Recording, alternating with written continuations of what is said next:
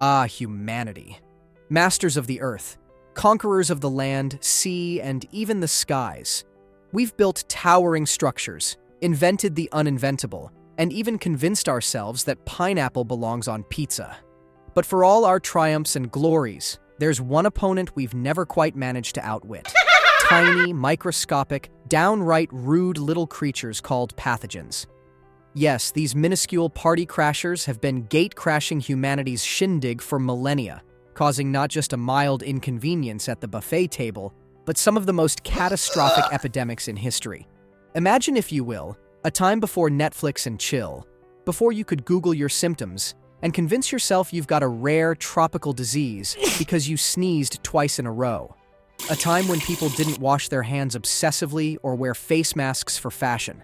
Those were the days when a simple cough could send an entire continent into panic mode.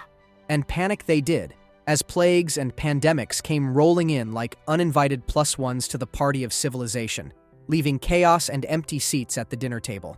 From the sneaky Antonine Plague, which had Roman soldiers saying more than just ouch, to the Black Death, which made Europe's population do a vanishing act worthy of a Vegas magic show, epidemics have been shaping human history in ways no one asked for. Then there's smallpox, which decided to hop on a boat to the New World and wreak havoc, proving that diseases were the original globetrotters. Cholera, not wanting to be left out, took the world on a whirlwind tour of pain and poop, showing everyone the importance of not drinking water that looks like it was sourced from a dumpster. And just when we thought we were getting the hang of this whole civilization thing, along came the Spanish flu, turning post-World War celebrations into, well, not celebrations. Fast forward a bit, and we've got ourselves a modern-day plague with a penchant for social media fame. COVID-19, proving that history loves a good repeat performance. Prelude to pandemics. In the beginning, humans were hunters and gatherers, roaming the land, living the nomadic lifestyle, and inventing the first ever food on the go. But then someone had a bright idea. Why don't we stop wandering around and start growing stuff? And thus, agriculture was born, giving rise to permanent settlements and the first ever complaint about neighbors. With the rise of cities came the rise of, well, living really close to each other. And it wasn't just humans who thought these new, densely populated settlements were the place to be. Animals, particularly the ones we decided were tasty or could carry stuff, were also invited to the party. Little did we know these animals were carrying more than just our cargo. They were hosting a microscopic rave in their systems, and humans were unknowingly on the guest list. This is where our story of epidemics begins, not with a bang, but with a bah and a moo. As humans got cozy with their animal friends, they also got cozy with the diseases these animals carried. It was the beginning of a long history of swapping more than just farming tips. Diseases that were once confined to animals began to see the light of day in human hosts, who, let's face it, were not ready to party. Take, for example, the first recorded epidemic in history, the Plague of Athens in 430 BC. This nasty bug came to Athens like a Trojan horse, but instead of soldiers, it was packed with fever, thirst, sore throat, and red skin. Historians and scientists still debate what the disease actually was, but one thing's for sure. It was a party pooper of epic proportions, wiping out a third of Athens' population, and proving that even the mighty can be brought low by something they can't even see. Then there were the Philistines, who thought they'd won the lottery when they captured the Ark of the Covenant, only to find out it came with a hidden prize: tumors and mice that mar the land, as described in the Bible. Whether it was the bubonic plague or not is up for debate, but it's clear that diseases were shaping history long before we knew what a germ was.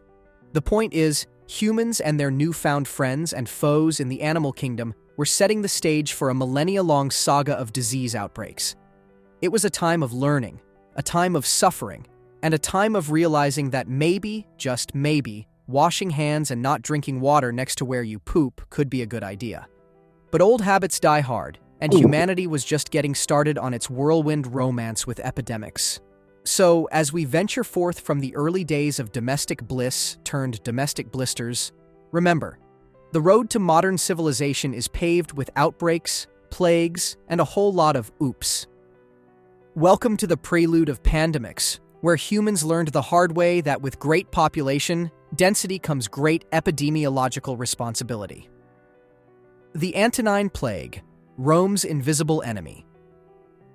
Picture this: the Roman Empire at its zenith, an ancient superpower sprawling from the sun-baked sands of Egypt to the misty moors of Britannia. Rome was the New York City of its day. If you could make it there, you could make it anywhere. Except making it there often meant navigating a maze of political intrigue, avoiding being stabbed 23 times in a Senate meeting, and surviving the Antonine Plague.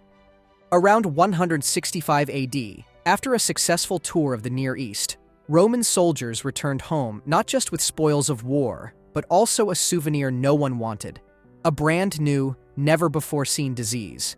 Symptoms included fever, sore throat, diarrhea, and if you were really unlucky, skin lesions that made you look like you'd lost a fight with a porcupine. The disease spread like wildfire, turning the streets of Rome into scenes from your average zombie apocalypse, minus the zombies.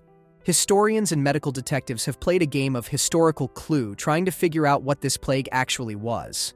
Smallpox? Measles? Whatever it was deadly, claiming the lives of up to 5 million people, and scything through the Roman population like a grim reaper on a chariot. Emperor Marcus Aurelius, also known as the Philosopher King and the Stoic Stooge, watched as his empire bled out. Rumor has it he was one of the plague's notable victims, proving that even emperors aren't immune to the whims of microscopic invaders. But the Antonine Plague wasn't just a public health crisis, it was a military and economic disaster. The Roman legions, once the terror of the ancient world, were left coughing and spluttering, unable to defend the empire's vast borders. Economies crumbled as workers dropped like flies, and fields lay fallow, leading to food shortages. Imagine going to the Colosseum to watch gladiators, and instead getting a front-row seat to the coughing games. In the aftermath, the Roman Empire, like a true soap opera protagonist, was left weakened but not out. It limped on for a few more centuries, dealing with the occasional barbarian at the gate and the odd usurper emperor. The Antonine Plague showed that even the mightiest human empires could be brought to their knees by the tiniest of enemies, a lesson that would echo throughout history like the cries of a Roman crowd shouting, "Thumbs down." The Black Death, Europe's darkest hour. Once upon a time in the 14th century, Europe was kinda killing it. The High Middle Ages were all about chivalry, cathedrals, and unfortunately, questionable hygiene. Just when everyone was getting comfortable, living their best medieval life, along came an uninvited guest that crashed the party harder than a drunken jester: the Black Death. This wasn't your average run-of-the-mill plague. This was the bubonic plague, a disease so vicious it made the Antonine Plague look like a case of the sniffles. Originating in Asia, it traveled along the Silk Road with the help of rats and their fleas, who were more than happy to spread the love. By the time it docked in Sicily in 1347 aboard a few Genoese trading ships, it was ready to take Europe by storm. Imagine the horror as entire towns were wiped off the map, with death tolls so high they ran out of places to bury the bodies. We're talking mass graves, bodies piled up in the streets, and a general ambiance that could only be described as apocalyptic chic. The Black Death claimed the lives of an estimated 25 million people, about 1/3 of Europe's population at the time. It was like Thanos had snapped his fingers, but instead of a cool CGI effect, you got boils, fever, and a swift exit from this mortal coil. The societal impact was profound. The labor shortage meant peasants could demand better conditions and wages, leading to social upheaval, and eventually the end of feudalism as everyone knew it. Some folks turned to religion, flagellating themselves in the streets in a bid to appease what they believed was a wrathful god. Others decided if they were going to die, they might as well go out partying, leading to an outbreak of hedonism because YOLO didn't exist yet. But if it did, this would have been its moment. Economically, the plague was both a curse and a weird, morbid blessing. With fewer mouths to feed, those who survived found themselves inheriting wealth and land, leading to a redistribution of resources that would lay the groundwork for the Renaissance. Culturally, it inspired a fascination with death, evident in art, literature, and the sudden popularity of the Dance of Death motif, because nothing says party like dancing skeletons. In essence, the Black Death reshaped Europe in ways that were unimaginable before its arrival. It was a grim reminder of how fragile human societies are, and how nature, in the form of tiny fleas on rats, can hold the power to radically alter the course of history. Smallpox, the New World nightmare. Fast forward to the late 15th century, an era when Europe was all about discovering new lands, spices, and innovative ways to oppress people. Enter Christopher Columbus, 1492, who, while looking for India, stumbled upon the Americas instead. "Whoops, wrong turn," he might have said, but with this mistake came a collision of worlds and, unfortunately, immune systems. Smallpox, the uninvited +1 to the exploration party, made its grand entrance into the New World. With no RSVP or even a gift basket, it proceeded to devastate the indigenous populations of the Americas. The locals, having never encountered this particular party crasher before, had zero immunity. The result? A catastrophic death toll that makes the Black Death look like it was just practicing. From the Aztecs to the Inca, smallpox didn't discriminate.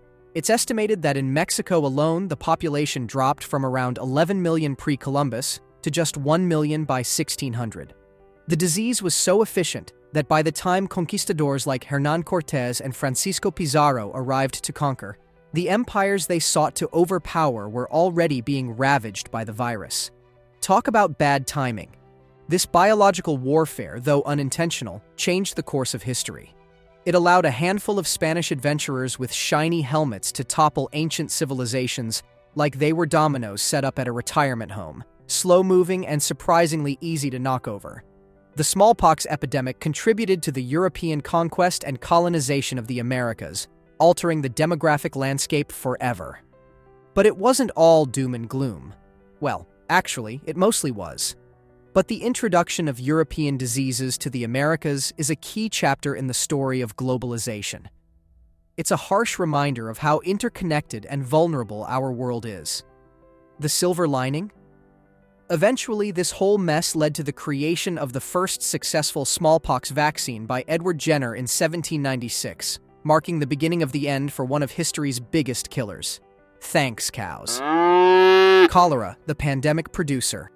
Welcome to the early 19th century, a time of industrial revolution, fancy hats, and unfortunately, cholera. While everyone was busy with steam engines and wearing trousers for the first time, cholera was gearing up to become the next big thing in the world of pandemics.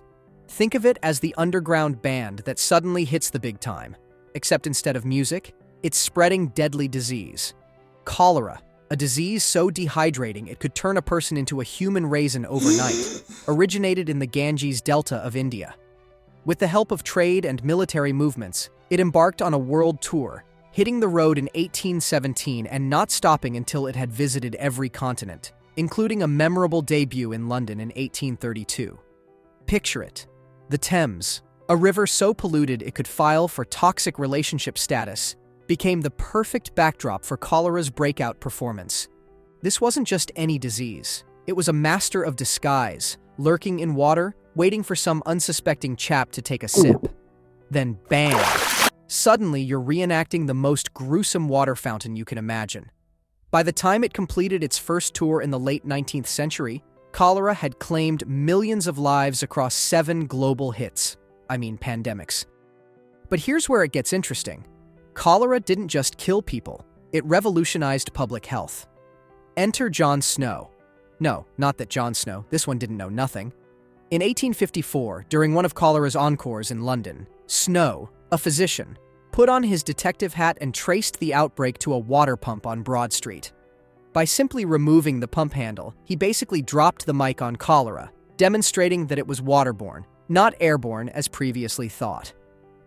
This discovery was a game changer. It led to the development of modern urban sanitation, forever changing the way cities dealt with waste and water. So, in a roundabout way, cholera helped lay the groundwork for the sewer systems that keep our cities clean and relatively smell-free today. Thanks, cholera, I guess. The Spanish flu, a modern apocalypse. The year was 1918. The world was busy wrapping up a little squabble known as World War I, a conflict so extensive it was originally billed as the war to end all wars. Spoiler alert, it wasn't. But as soldiers dreamed of returning home and nations started picking up the pieces, a new enemy emerged, one that didn't discriminate by nationality. rank, or whether you were terrible at trench warfare. Enter the Spanish flu, the deadliest pandemic of the modern era, and the worst sequel humanity never asked for. First off, why Spanish flu? Was it from Spain? Did it enjoy siestas and flamenco dancing? Not exactly. Spain, being neutral during WWI, didn't censor its news. So when the flu hit and Spanish newspapers reported on it extensively, everyone else said, must be Spanish. In reality, the flu was as Spanish as a British paella. Its origins are still debated, with suspects ranging from Kansas to France to China. But one thing's for sure, this flu was a globetrotter. Striking in waves, with the second one being the deadliest, the Spanish flu infected a third of the world's population. We're talking 500 million people, with death toll estimates ranging from 50 to 100 million. To put that into perspective, the flu killed more people in 24 weeks than HIV/AIDS killed in 24 years. It was so bad, it temporarily reduced the average global life expectancy by a whopping 12 years. Talk about a bad year. The Spanish flu was an H1N1 virus, but with a twist. It seemed to hit young, healthy adults the hardest, turning their robust immune systems against them in a cruel twist of biological irony. Symptoms escalated quickly, often turning into severe pneumonia. People could be fine in the morning and gone by nightfall, making the Reaper's job a little too easy. But in this dark time, humanity didn't just roll over. Doctors and nurses became frontline heroes, battling the outbreak with every tool at their disposal, which admittedly weren't many. Communities rallied with public health measures that sound eerily familiar today: quarantines, mask mandates, and social distancing.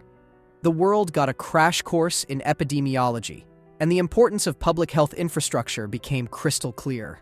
Despite its devastation, the Spanish flu eventually fizzled out, partly due to the immunity of the survivors. It left a world forever changed, more aware of the invisible threats we face and the importance of standing together, albeit 6 feet apart.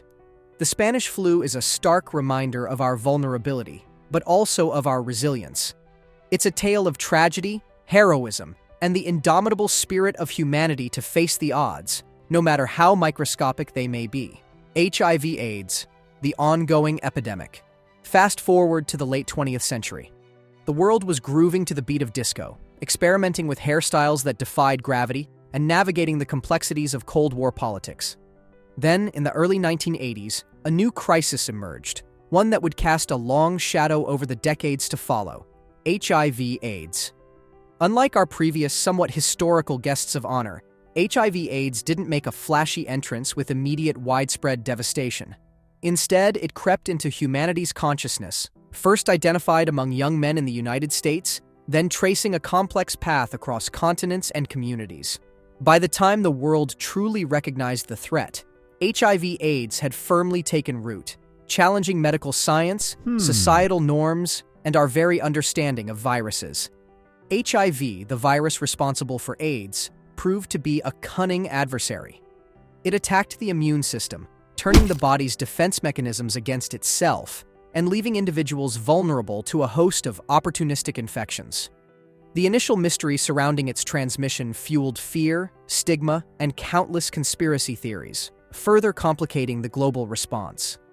The numbers were, and continue to be, staggering.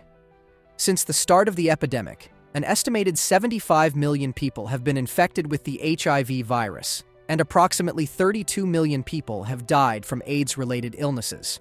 The virus knows no borders, affecting individuals and communities worldwide, but its impact has been particularly devastating in sub-Saharan Africa, where it has reshaped societies and economies. But the story of HIV/AIDS is also one of incredible scientific progress and human resilience. The development of antiretroviral therapy, ART, transformed HIV from a death sentence into a manageable chronic condition for many. The fight against HIV/AIDS galvanized a global movement, uniting people across nations in the pursuit of awareness, prevention, and a cure. Activism and advocacy have played pivotal roles, pushing for funding, research, and a change in the narrative around HIV/AIDS. The epidemic brought issues of sexuality, drug use, and healthcare inequity to the forefront, challenging societies to confront their prejudices and to embrace compassion and understanding. COVID-19. History repeats.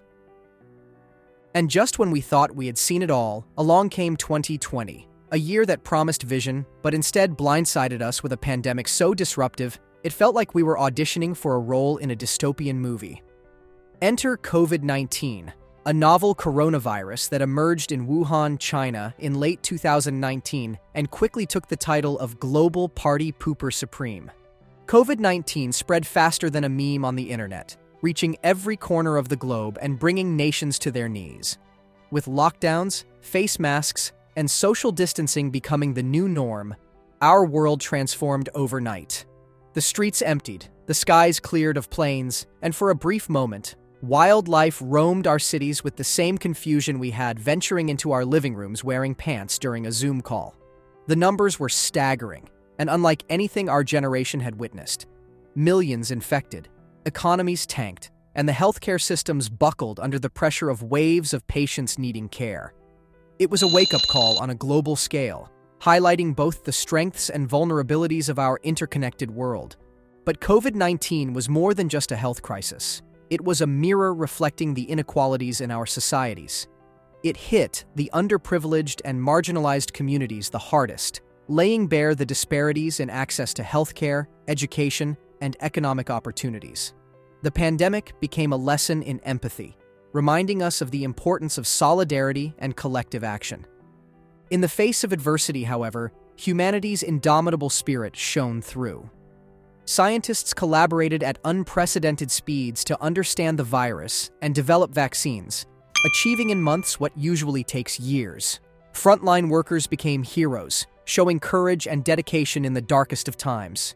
Communities came together, finding innovative ways to support each other despite the physical distance.